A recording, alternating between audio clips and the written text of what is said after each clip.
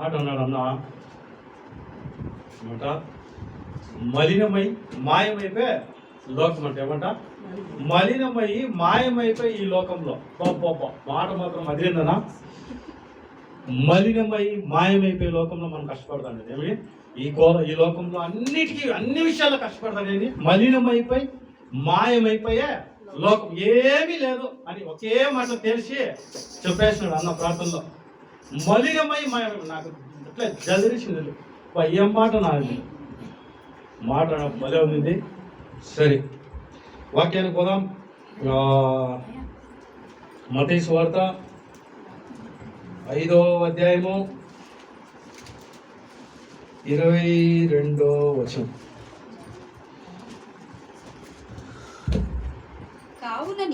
కావున నీవు బలిపీఠము వద్ద అర్పణ అర్పించుచుండగా నీ మీద నీ సహోదరునికి విరోధమేమైనా కలదని అక్కడ నీకు జ్ఞాపకము వచ్చిన ఎడల అక్కడ బలిపీఠము ఎదుటనే నీ అర్పణము విడిచిపెట్టి మొదట వెళ్ళి సహోదరునితో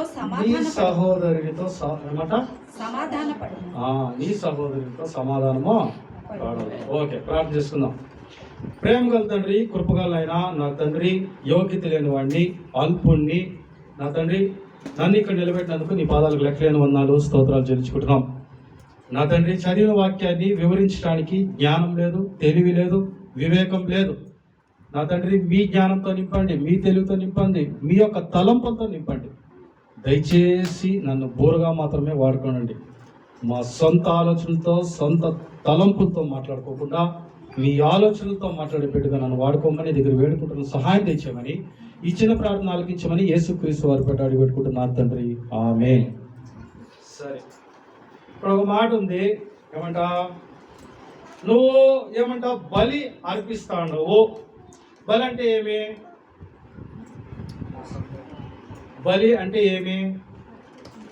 గొర్రెపిల్ల, ఆవు, కోడి. కరెక్ట్. ఎప్పుడు?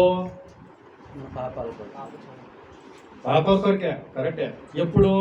పాత నిబంధనలో కోడి, గొర్రె, ఇంకోటి అని ఎప్పుడు ఇస్తా అంటే నువ్వు పాత నిబంధనలో ఇస్తా అంటివి. అప్పుడు ఇప్పుడు కొత్త నిబంధన మత్తయ్యాడికి క్రొత్త నిబంధనకు వచ్చేసినాం. క్రొత్త నిబంధనకు వచ్చినప్పుడు నీ బలులేవి? ఒక పాట పాడుతున్నా, అందుకే నేను పాట పాడింది. ఫస్ట్ పాట పాడింది ఏమి? విరిగిన నలిగిన, ఏమన్నా పాట? విరిగిన మనసు, నలిగిన హృదయము, నీకిష్టమైన బలియాగముగా. విరిగిన మనసు, నలిగిన హృదయము, నీకిష్టమైన బలియాగముగా. నీ చేతితోనే విరచిన రొట్టెనే ఆహారమౌదును అనేకులకు. ఏమంట? విరిగిన మనసు, నలిగిన హృదయము ఆయనకి ఇష్టమైన బలులు. సరే, మనం ఏమర్పిస్తాము? బలులు అర్పిస్తాము. ఎట్లా అర్పిస్తాము? ఆయన దగ్గర అర్పణ చేసుకుంటాము. ఎట్లా చేస్తాము? ఆయన దగ్గర మనం ప్రార్థన చేస్తాము. ఏమని చేసుకుంటాము? స్వామి, నా పరిస్థితి ఇది, నేను ఇట్లున్నాను, నీ దగ్గర కరెక్ట్గా ఉన్నాను, అబద్ధం ఆడలేదు, న్యాయంగా ఉన్నాను, ధర్మంగా ఉన్నాను, నేను కరెక్ట్గా ఉండాను అని నువ్వు ప్రార్థన చేస్తాను. ఇది నీ అర్పణలో చేసుకుంటాను. ఇది నీ బలులో అర్పిస్తాను. నేను చెడ్డ మాటలు మాట్లాడలేదు, అబద్ధం మాట్లాడలేదు, అబద్ధ సాక్ష్యము నేను పలకలేదు, లేదంటే మరొకటి నేనేమీ చేయలేదు. కానీ నీకు ఆ ప్రార్థన చేసే దీంట్లో లేదా అర్పణలు అర్పించేటప్పుడు నీకు ఒకటి బయలుపడుతుంది. ఎప్పుడైనా బాగా గమనించండి. నా సొంత అనుభవంలో నేను చెప్తాను.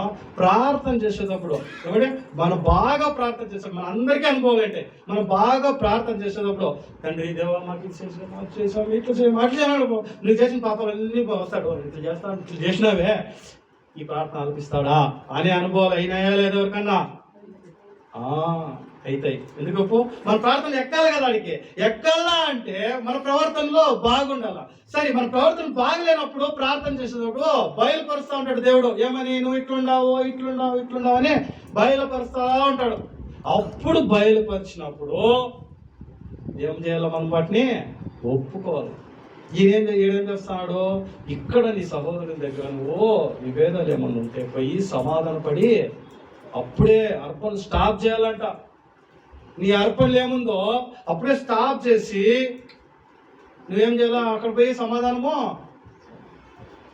అసలుకి ఇప్పుడున్న పరిస్థితి మత్తయి సువార్తలో స్టార్ట్ అయినప్పటి నుంచి పరిస్థితి ఎట్లంటే, మా యొక్క మన ఒక స్టేటస్ పెట్టింది. ఏమని పెట్టిందంటే, కోప్పడి పాపము చేయకూడదు. అస్సలు కోపమే పడకూడదు. ఇక్కడ మత్తయికి వచ్చినాక మత్తయికి క్రొత్త నిబంధనకు వచ్చినాక కోప్పడడానికి వీలే లేదు. నాకు ఏడన్నా కోప్పడేది ఉంది ఉండొచ్చు అనేది ఏదన్నా మీకు ఏమన్నా కనపడితే నాకు దయచేసి చూపించండి. క్రొత్త నిబంధనకు వచ్చినాక నువ్వు ఎట్లా తెలుసా? మనమందరం ఎట్లా తెలుసా? బలి వేయడానికి వదకు తేయబడిన గొర్రె పిల్ల మనము. ఎవరు మనము? వదకు తేయబడిన గొర్రె పిల్ల వధించడానికి సిద్ధంగా ఉన్నారు. కాబట్టి మనము అట్లాగా ఉండాల. కోప్పడి పాపం అట్లా మాట ఒక మాట పెట్టుకొని మేము మన మాటని అట్లా కాదు. కోప్పడమని చెప్పినాడు దేవుడు, పాపం చేయమని చెప్పలేదు. పాపం చేయకూడదు. అందులో ఏమంటారు? నేను కోప్పడినాను కానీ చెడమట్లు మాట్లాడలేదు, నేను కోప్పడినాను కానీ చెయ్యట్లేదు. ఇవన్నీ ఉండయా లేదా మన దగ్గర? మనం ఏం చేస్తాము? కోపం మాత్రం పడ్డాను కానీ చెయ్యి ఎత్తలేదు. కోపం మాత్రం పడ్డాను కానీ చెడు మాటలు మాట్లాడలేదు. కోపం మాత్రం పడ్డాను కానీ ఏమి దూషించలేదు. ఇవన్నీ వద్దు, లేవో. క్రొత్త నిబంధనకు వచ్చినాక, మత్తయి సువార్తకు వచ్చినాక బలికి తీయబడిన గొర్రె పిల్లగా మనము జీవించాలి. అన్నిటికీ తగ్గించుకోవాల్సిందే. అసలు హెచ్చింపే మనలో ఉండకూడదు. సమాధానం ఉండాల. ఏముండాలా? సమాధానం ఉండాల. సాత్వికము ఉండాల. కరెక్ట్. అందుకే ఏం చేస్తాడు చెప్పు?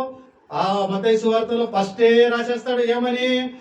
ఫస్ట్ 5వ అధ్యాయం మొదటి వచనం ఏం చెప్తాడు? ఆయన ఆ జన సమూహములను చూచి కొండ ఎక్కి కూర్చుండగా ఆయన శిష్యుల ఎదుట వచ్చిరి. అప్పుడు ఆయన నోరు తెరిచి ఇలాగ బోధింప సాయగని. ఏమని?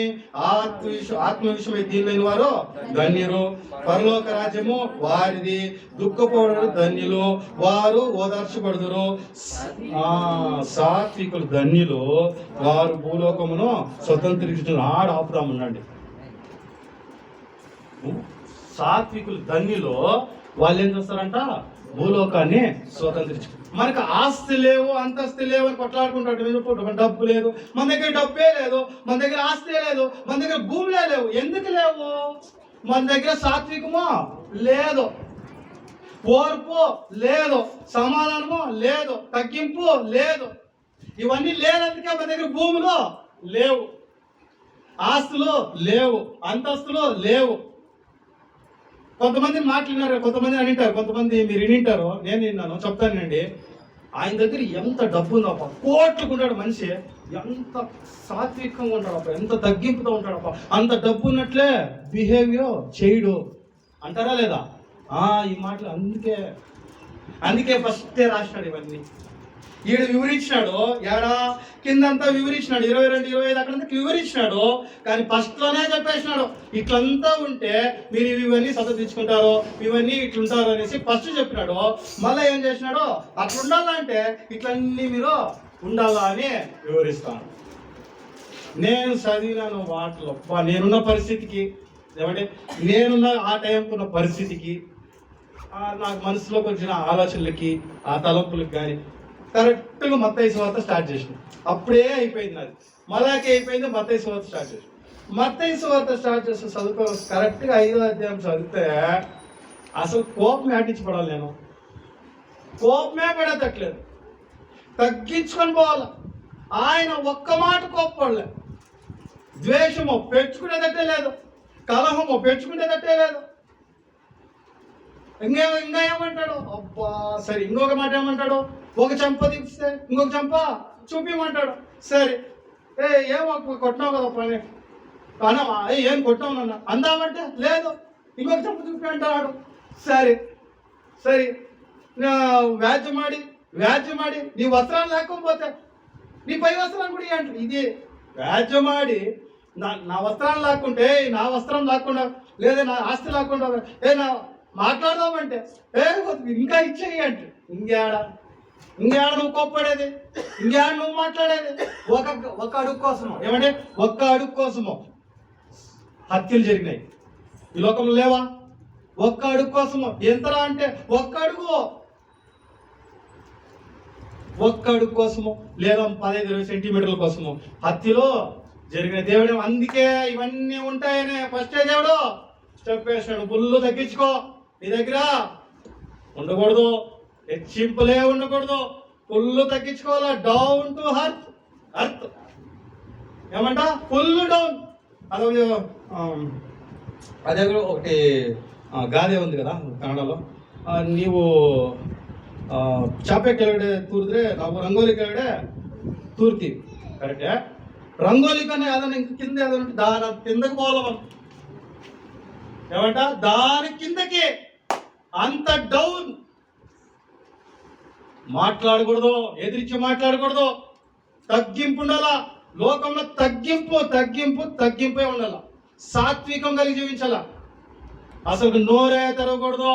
అప్పటికి కొంతమంది ఇట్లా నీ మాటలు మాట్లాడితే మేము ఓర్చుకొని ఉండాలనా అనే మాటలు వస్తాయి.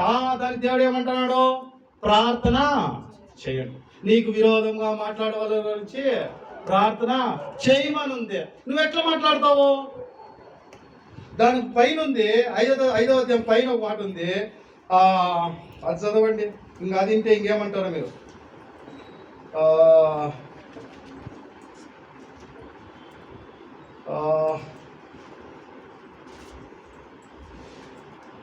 చదవండి 22 చదవండి. 5:22 నేను మీతో చెప్తుంది ఏమనగా కోపడు తన సహోదరుని మీద కోప్పడు ప్రతివాడు విమర్శకు లోనగును. తన సహోదరుని చూసి వ్యర్థుడా అని చెప్పువాడు మహాసభకు లోనగును. ద్రోహి అని చెప్పువాడు నరకాగ్నికి లోనగును. చాలు. ఏమప్ప దీనికి ఏమని చెప్తారు? ఇంకేం మాట్లాడాలా మనము? ఇంకేం మాట్లాడాలా మనం? అస్సలు మాట్లాడకూడదు, నోరు తెరచకూడదు. అందుకే చెప్పింది, వదక తేవబడిన గొర్రె పిల్లలకు మనము బ్రతకాల. అస్సలకి ఏం మాట పలకూడదు. గొర్రె నోరు తెరుస్తుంది, నోరే తెరుస్తారు, ఊరికే ఉంటుంది అంతే, నరుపుకోవాలి అంతే. అట్లాగా బ్రతకాలి, ఏ మాట మాట్లాడకూడదు మనం. దేవుడు చెప్తాడు అందుకే తగ్గించుకోండి. ఆ కాలంలో వ్యభిచారం చేస్తే వ్యభిచారము ఏమంట, ఆ కాలంలో వ్యభిచారం చేస్తేనే వ్యభిచారము. కానీ కృత నిబంధనకు వచ్చినాక ఏమైపోయింది? మోహపు చూపు చూస్తేనే వ్యభిచారము. అడ్వాన్స్ అయిపోయింది అంతా. నువ్వు చూపులు కూడా జాగ్రత్తగా పెట్టుకోవాలా. ప్రతి ఒక్కటి దేవుడు అందుకే అన్ని చెప్పేసాడు. మీ చేత అయ్యేది ఇంకా ఇట్లుంటే మీరు ఇంకా దానికి ఏదో ఎదుర్కొంటారు, ఎట్లట్లో జీవిస్తారు, కోపపడకూడదు, పాపం చేయకూడదు అంటే దానికి తగ్గట్టుగా మీరు జీవిస్తాండ్రు. ఇట్లా దాంట్లో ఒక న్యాయం ఎత్తుకొని మనం జీవించే స్టార్ట్ చేసినామని చెప్పి దేవుడు ఏం చేసిన లాస్ట్ కొత్త నిబంధనకు వస్తానే నువ్వు అన్నీ స్టాప్ చేయప్పా, దేన్ని పాటించేది నువ్వు పాత నిబంధనలు పక్కొద్దు, కొత్త నిబంధనకి వచ్చాయి. అప్పుడే మనము సాత్వికం కలుపు భూలోకాన్ని. మన దగ్గర డబ్బులు ఎందుకు రాలేదు, మన దగ్గర ఆస్తి ఎందుకు లేదు, మన దగ్గర భూములు ఎందుకు లేవు, మనం ఎందుకు ఉన్నత స్థితిలో లేము అని ఆలోచిస్తే సింపుల్ మ్యాటర్. సింపుల్. ఏం సాత్వికమో లేదు, తగ్గింపు లేదు, ఓర్పు లేదు, సహనమో లేదు. ఇవన్నీ లేనప్పుడు మన దగ్గర డబ్బు ఎట్లా వస్తుంది? మొన్న ఒకటి వాక్యం వినేటప్పుడు మీరు విన్నారో లేదో నాకు సరిగా, విజయము తర్వాత 3 కూర్చొని ఉన్నారంట ఆడ అరుగుపోయిన. ఆడ విజయము, డబ్బు, తర్వాత ప్రేమ. విజయము, డబ్బు, ప్రేమ అని 3 కూర్చొని ఉన్నారంట. సరే అనేసి ఆడ వైఫ్ అండ్ హస్బెండ్ పైన బట్టలు ఉతికేటప్పుడు పైనుంచి ఆ ముగ్గురిని చూసి వాళ్ళు పొద్దు నుంచి రాత్రి వరకు ఆడే కూర్చొని ఉన్నారు. ఏమని తెలీదు. సరే పోయి అడుగుదాం రాణి, పోయి అడిగితే ఏం ఉన్నారంటే రాండి భోజనం అన్న తిందరు అని చెప్తే వాళ్ళు అన్నారంట మేమందరము రాలేము, కానీ మాలో ఒకరు వస్తారు, ఎవరినైనా ఒకరిని తీసుకోండి అని. ఏమో వాళ్ళు మీ పేర్లు అంటే ఒకటి విజయము, ఒకటి డబ్బు, ఒకటి ప్రేమ. సరే అనేసి భార్యాభర్తలు మాట్లాడుకుంటారంట, మన దగ్గర డబ్బు లేదు, చాలా అప్పుల్లో ఉన్నాము, దయచేసి మనం ఏం చేస్తాం, ఐశ్వర్యం కదా డబ్బు, ఐశ్వర్యాన్ని పిలుచుకుందాం మనము అంటే, అయ్యో ఐశ్వర్యము తెలివి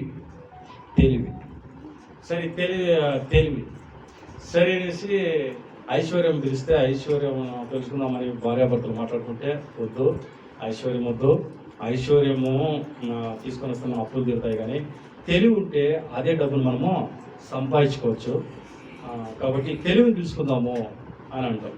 అందుకని తెలివిని పిలుచుకుందామని అని అనుకుంటే కాదు, మళ్ళా మాట్లాడుతుంది, తెలివి డబ్బు కాదు, కానీ ప్రేమ పెట్టుకుందాము, ప్రేమ పెట్టుకుంటే ఇవి రెండు వస్తాయి, కాబట్టి ప్రేమే తీసుకుందాము అంటే, ప్రేమను పిలిస్తే ప్రేమ పిలిచినందుకు వాళ్ళిద్దరు కూడా వస్తారు. మీరిద్దరు వస్తారంటే, మీరు ఒకరిని పిలిస్తే ప్రేమను పిలిస్తే ఇవి రెండు కూడా వస్తాయి. ప్రేమను పిలిస్తే ఏమేమి వస్తాయి, డబ్బును వస్తుంది, తెలివి కూడా వస్తుంది. ఇది బాగా వివరించిన నాకు సరిగా ఆ టయానికి భలే నచ్చింది నాకు, ఇది నాకు వివరించక రాలేదు, అది మర్చిపోయినాను. అలాగే ఒకటి ఆశిస్తే దేవుని ప్రేమ పెట్టుకుంటే అవి రెండు వచ్చినాయి.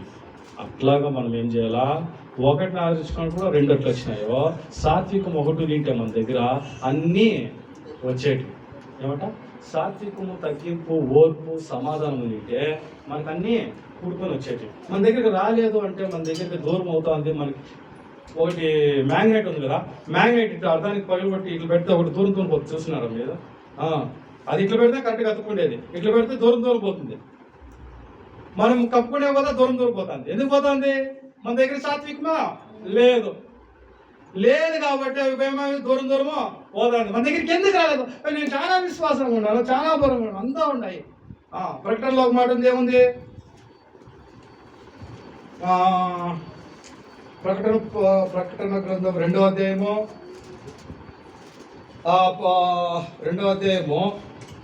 19వ వచనము, నీ క్రియలను నీ ప్రేమను నీ విశ్వాసమును నీ పరిచర్యను నీ సహనమును నేను ఎరుగుదును. నీ మొదటి క్రియల కన్నా నీ కడపటి క్రియలు మరి ఎక్కువై ఎరుగుదును. అయినను నీ మీద తప్పు ఒకటి నేను మోపవలసి ఉన్నది. ఏమంట, అన్నిట్లోనూ కరెక్ట్గా ఉండవు, కానీ ఏదో ఒకటి వైపు మోపాల్సి పరిస్థితి వచ్చింది. అది యాది నువ్వు తప్పిపోయినావో చూసుకోవాలా, మనం యాది తప్పిపోయినామో చూసుకోవాలా. సహవాసం ఉండాలా, ప్రేమ ఉండాలా, అన్నీ ఉన్నాయి, కానీ అదొకటి తప్పిపోయినాం.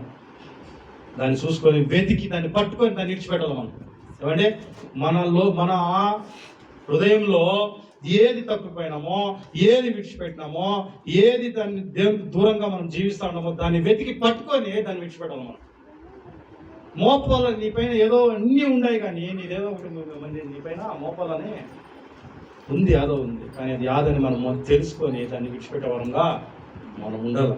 విడిచిపెట్టే వరంగా మనం ఉంటే దేవుడు మనల్ని ఉన్నత స్థితికి తీసుకొని పోతాడు, మనకి ఏం కావాలో దయచేస్తాడు. కానీ మనం ఏం చేయాలంటే తగ్గింపు కలిగి జీవించాలి. ఎట్లంటే అట్లా మాట్లాడేవారుగా ఉండకూడదు, నొప్పి కలిగి మాట్లాడకూడదు, బాధ కలిగించే మాటలు మాట్లాడకూడదు. ఇంగ్లీష్ మనం ఎట్లుండాలా, సమాధానంగా ఉండాలా.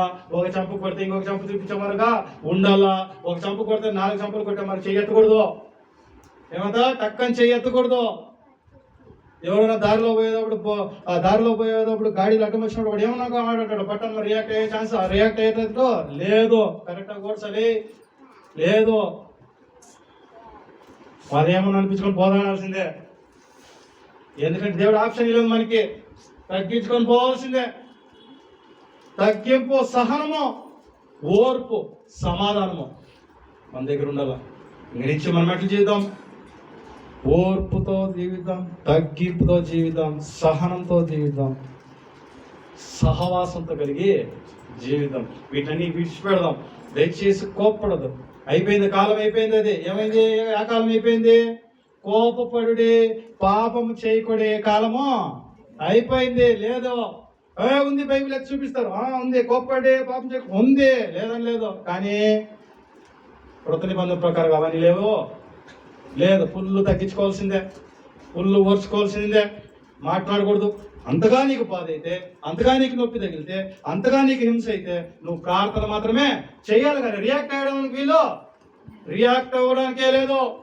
సమాధాన పడమని చెప్తాంది. నువ్వు బలి అర్పించేటప్పుడే నీ జ్ఞాపకం వస్తుంది, ప్రార్థన చేసేటప్పుడే నువ్వు తప్పిపోయి నువ్వు నీ జ్ఞాపకం వస్తాయి. అప్పుడే నువ్వు బట్టి విడిచిపెట్టాలా.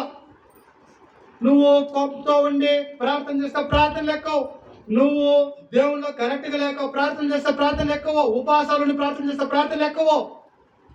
నేను ఉపవాసం ఉన్నాను, నేను ఒళ్ళు బాగలేదు, చాలా బాగలేకున్నా వచ్చి అయినానే ప్రార్థన చేస్తాను, ఎక్కవో. ఎప్పుడు ఎక్కుతాయి? విడిచిపెడితే ఎక్కుతాయి. నువ్వు సమాధానం అన్ని ఆయన ఏం చెప్తున్నాడు? నీకు బలి అర్పించేటప్పుడు నీవు ఏం అదే సహోదరు అని ఉంది, కానీ నువ్వు ఏడం తప్పిపోయినావో లేదా ఆడనువో దేవుళ్ళు దూరంగా ఉన్నావో వాటిని విడిచిపెడితే, ఆడను సమాధాన పడితే అప్పుడు దేవుని వినపాలో చెల్లుతాయి. ఆయన అంగీకరిస్తాడు, లేకపోతే అంగీకారం జరగదు. ఆయన్ని ప్రార్థనలు ఆలకించడు. మన ఊరికే గంటలు కూర్చొని ప్రార్థన చేస్తే వేస్ట్ అయిపోతుంది. అంత కష్టపడి ప్రార్థన చేసి, ఆల్రెడీ ప్రార్థన చేసి, అంత నిద్రలు కట్టుకొని వచ్చి ప్రార్థన చేసి, ఒక పక్క ఆవులిప్పులు వస్తా అంటే, ఒక పక్క ఒళ్ళు సహకరించుకోకుంటే, కాలు చాపుకొని నడుములు ఉంచుకొని ఇట్లా అట్లా ఇట్లా అని యాక్టింగ్ చేసుకొని పండుకోకుండా నేను మేలుకొని ప్రార్థన చేస్తే ఎక్కవో. అన్ని విడిచిపెడితే ఎక్కుతాయి, దేవునికి దగ్గరికి పోతే ఎక్కుతాయి, ఆయనకు లోబడితే ఎక్కుతాయి, ఆయన అనుసరిస్తే ఎక్కుతాయి. ఆయన అనుసరించుకోకుండా నువ్వు ఎంతగానో కష్టపడి ఎవరికి కావాలండి అట్లా ప్రార్థనలో? ఎవరికి కావాలి అట్లా ప్రార్థనలో? నువ్వు అంత కష్టపడి అంత నీ శరీరము బలహీన చేసినప్పటికీ నువ్వు బలపరుచుకొని నువ్వు ప్రార్థన చేసే ప్రార్థన ఎక్కాలంటే ఫస్ట్ నీ మనసు శుద్ధిగా ఉండాల. అప్పుడు మన ప్రార్థనలు ఎక్కుతాయి, అప్పుడు ఆయనకి చేరుతాయి. మనము నిద్ర కట్టుకొని మనము ఐక్యతలుగా లేకోకుండా భిన్నాభిప్రాయాలు పెట్టుకొని నీ సహవాసం కరెక్ట్గా లేకోకుండా ఉండి మనం ప్రార్థన చేస్తాం, మన ప్రార్థనలు ఎడెక్కుతాయి. మన సహవాసం కరెక్ట్గా ఉండాలా, మన నడవడికలు జాగ్రత్తగా ఉండాలా, మన ప్రవర్తన జాగ్రత్తగా ఉండాలా. మనమందరం కలిసి కూడుకొని కరెక్ట్గా ఉండాలి. ఆడ ఎదిగితే ఏమిది బయోస్కోపా మైక్రోస్కోప్ వేసి ఎదిగితే భూతత్వంతో కనపడేస్తాయి కొన్ని.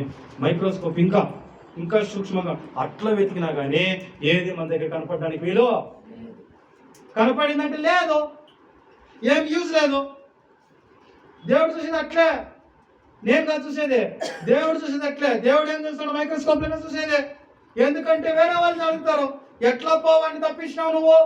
ఇన్ని పాపాల్లో ఉన్నాడు, ఈ పరిస్థితిలో ఉన్నాడు, లేదంటే దీంట్లో తప్పిపోయినాడు, ఇలా వాడిని ఎట్లా నువ్వు రక్షించినావు, ఇట్లా వాడికి ఎట్లా నువ్వు పరలోకి రక్షించినావు అని వేరే వాళ్ళు అడగరా?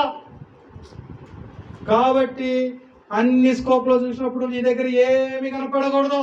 తెల్లగా హేమము కంటే తెల్లగా నువ్వు కనపడాల, ఏది కనపడకూడదు.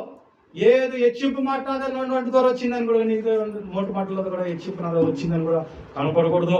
ఏ ఒక్క చిన్న తప్పు కూడా కనపడకూడదు మన దగ్గర. అంత పరిశుద్ధంగా మనం పోవాలి. అది పరిశుద్ధ స్థలమా కాదా? అది పరిశుద్ధ స్థలమైనప్పుడు నువ్వు పరిశుద్ధంగా ఉండే వాళ్ళు అడిగిపోయేది. ఇంకొకటి ఉంది కదా మధ్యలో, దేవా అని ఏమంటావు ప్రార్థన చేస్తే? ఏమన్నా చదవండి, గుర్తుకొస్తాయి వచనాలు గుర్తుకురాలే. దయచేసి అది ఏమన్నా తక్కువ దొరికితే చదవండి, లేదంటే ఇచ్చిపెట్టండి. అదే ప్రభువా అని ప్రార్థన చేసేవాడు ప్రతి ఒక్కరు దేవుని సన్నిధికి రాలేడు కానీ అని ఏమో ఉంది. అది ఈడే మత్తయిలోనే ఉంది. అది తండ్రి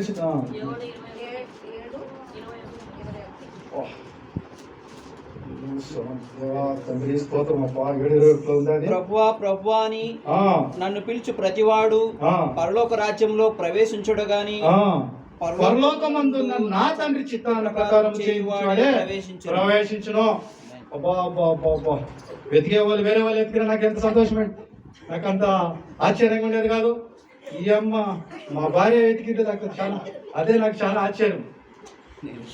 సరే, కానీ ఏమంటా ప్రభువా ప్రభువా అని ప్రార్థన చేసేవాడు, ఆయన చిత్తానుసారం చేసేవాడు పరలోక రాజ్యానికి మనం ఏం చేయాలో ఆయన చిత్తానుసారంగా జీవించాలి, ఆయన అడుగుజాడులో నడచాలి. ఆయన ఎట్లా వచ్చినాడు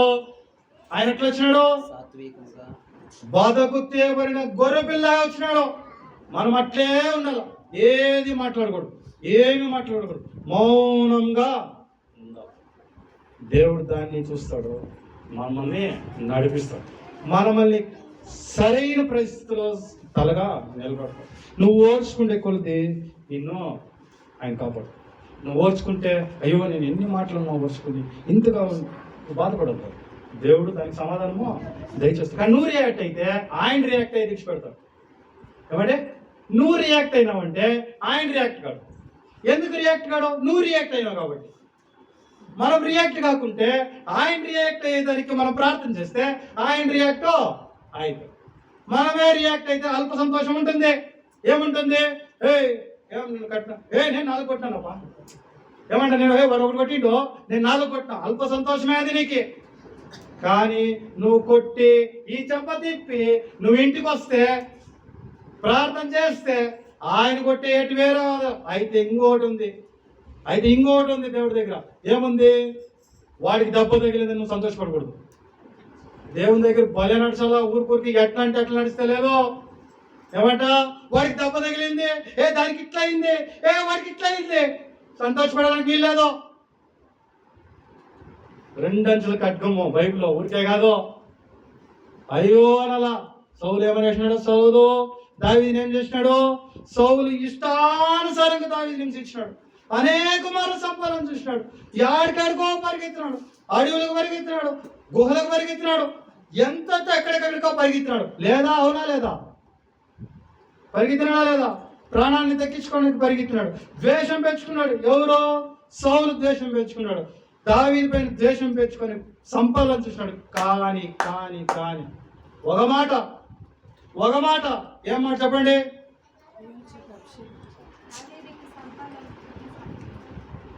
సింపుల్ మాట అండి, జాస్తి ఏం లేదు.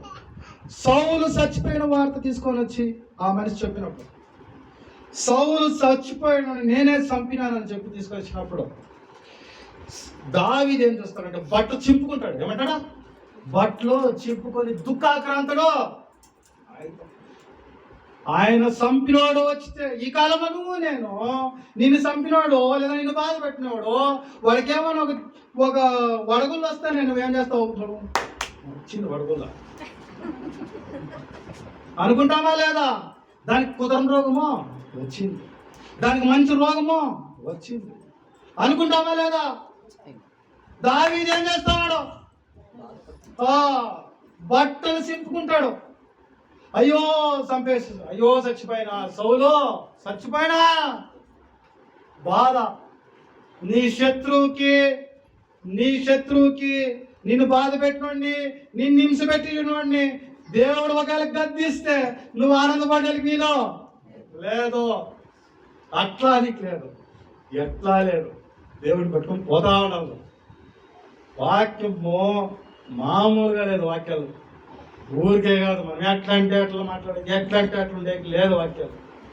వాక్యాలని చాలా సూక్ష్మంగా ఉంటాయి. అట్లా నువ్వు ఆనందపడితే దేవుడు నీకు అక్కడ కూడా పర్లోక రాజ్యం లేదు. వాడు పడిపోయినప్పుడు నువ్వు సంతోషపడితే నీకు ధన్యత లేదు. సౌలు బాధపడినాడు, దావీదు బాధపడినాడు. నాకు చదివినాను సరే సరిగ్గా గుర్తురాడు. కానీ ఆ చంపినాను కూడా దావీదు చంపేస్తాడు అనుకుంటా. అవునా కదా? నాకు సరిగ్గా గుర్తు రాలేదు, అందుకని అడుగుతాను. ఆయన కూడా చంపేస్తాడు. ఎందుకు? అభిషేకం పొందిన వ్యక్తి నువ్వు చంపినావు కాబట్టి, అందుకని ఆ వార్త తీసుకొచ్చిన మనిషిని కూడా చంపేస్తాడు. అవుననుకుంటాను. అంత ఆ ద్వేషాన్ని చంపుకున్నాడు ఎవరు? దావీదు. ద్వేషం చూపించినోడికి దావీదు ఏం చూపించినాడో ప్రేమ చూపించినాడు. అలాంటి వ్యక్తికి, నిన్ను ద్వేషించిన వ్యక్తికి, నిన్ను బాధ పెట్టిన వ్యక్తికి, నీపైన కుట్ర చేసిన వ్యక్తికి, లేదంటే నిన్ను హింసించిన వ్యక్తికి, నీపైన అపనిందలు మాట్లాడిన వ్యక్తికి, నిన్ను అనరాని మాట్లాడిన వ్యక్తికి, నిన్ను చాలా బాధ పెట్టిన వ్యక్తికి, నిన్ను హింస పెట్టిన వ్యక్తికి నువ్వు ప్రేమించాల్సిన పరిస్థితి వచ్చింది. ఎట్లుంది? పాత నిబంధన కొత్త నిబంధన ప్రకారం ఎట్లొచ్చింది? నువ్వు ప్రేమించాల్సిన పరిస్థితి వచ్చింది. నీకు వాళ్ళకు బాగలేదని సంతోషపడడానికి వీలు లేదు. బైబుల్ 2 అంచులు కట్టడము, ఇట్లా నరకడమే, ఇట్లానే నరకడమే. మనము జాగ్రత్త కలిగి జీవితం. ఈరోజు దేవుడు మనతో మాట్లాడిన సమాధానంగా ఉందాము, సాత్వికం కలిగి ఉందాము, తగ్గింపు కలిగి ఉందాము, ఓర్పు కలిగి ఉందాము, సహనం కలిగి జీవితాము. మనం కోప్పడడానికి వీలు లేదు. తన హృదయంలో ఎప్పుడు తగ్గింపు ఉండాలి, తగ్గింపు ఎప్పుడు ఉండాలి. ఎవరిపైన కోప్పడడానికి వీలు లేదు. మనం తగ్గించగలిగి జీవించుకుందాం, సమాధానం కలిగి జీవితం. దేవుడు మన కోసము రాజ్యం సిద్ధపరిచాడు, దానికోసం మనము ప్రయాసపడదాం. దేవుడి వాక్యాన్ని ఆశీర్వదించి జీవించగాక. సమయం తెచ్చిన నవీన్ గారికి నా హృదయపూర్వక